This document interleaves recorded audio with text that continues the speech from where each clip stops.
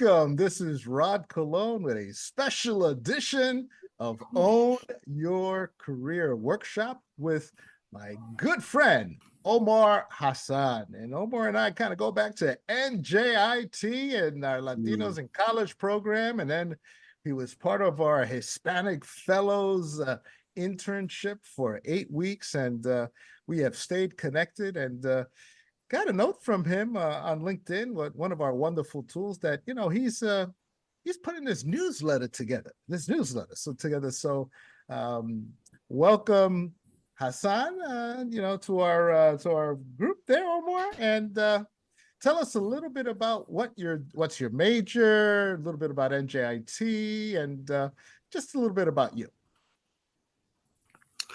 Well, well, to start things off, I would like to discuss my major because I believe that it heavily ties in with my newsletter.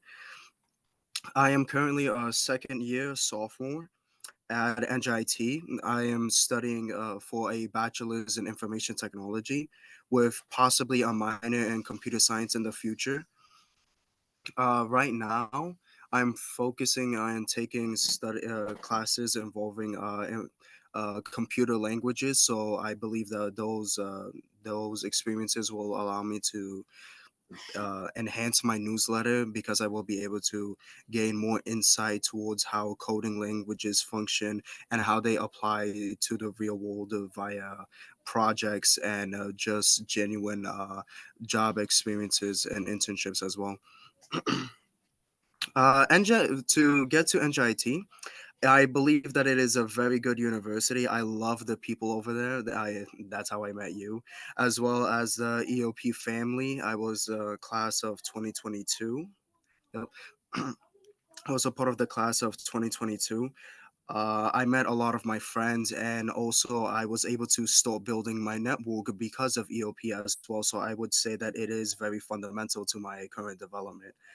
I would also love to mention how come we have at NJIT a lot of internship opportunities and also career services that could aid students and also recent graduates from their programs. Uh, Additionally, we have a lot of campus events as well, such as like anything from like just fun leisurely activities to networking opportunities with career fairs and also private events or public events. Just in passing that you're doing front end development specific work, but you're also doing video editing as well. So tell us about those two areas and how you're leveraging that. Well, initially for video editing, I started my skills began to develop all the way back in 2023 when I had to start getting into the um field itself because of an internship that I was hired for during the cohort, the HISPA program. And as a result of that, like it helped me to start expanding my skill set and also improve my technical experiences in general, which I would say has helped me improve my coding skills because I've actually gotten more familiar with technology, and I've also started to receive more creativity because of my role as a video editor slash producer during the summer of 2023. Front end web developer, I gain more hands on and more relevant experience in the software world, especially since I have to deal with a lot of HTML and CSS in order to develop certain programs or solve certain bugs within the front end page of the website. And for the front end, for those who might not know, it's just basically it's the front page of the website itself. It is mostly what the user themselves will have to interact with in order to basically manage the website. So CSS would be more like for the actual like aesthetics of the whole thing, and while HTML is more of the function of it. Great stuff. And before we get into the newsletter and how do people, what is it about the topic? What are you looking to achieve through it? Um, Take us back maybe a few years as to when did you realize this is your area of passion? Was it in elementary school, middle school, high school? At what point did you say, this engineering, computer science this is my sweet spot. This is my passion. Eventually, during my freshman year of college, I was eventually able to realize that software development or just information technology in general would have been probably my best option for a career. I guess you could say I'm like passionate about, or like it gets me up, is more like the actual products that you can create with like software engineering or coding in general. And bringing up AI, is that something that professionals, college students should be intimidated by or afraid of AI? Learning how to use AI will actually be the future, that most people who can know how to leverage AI will be the ones who will actually be able to dominate the future job markets, because they actually have a unique skill set that many others cannot replicate.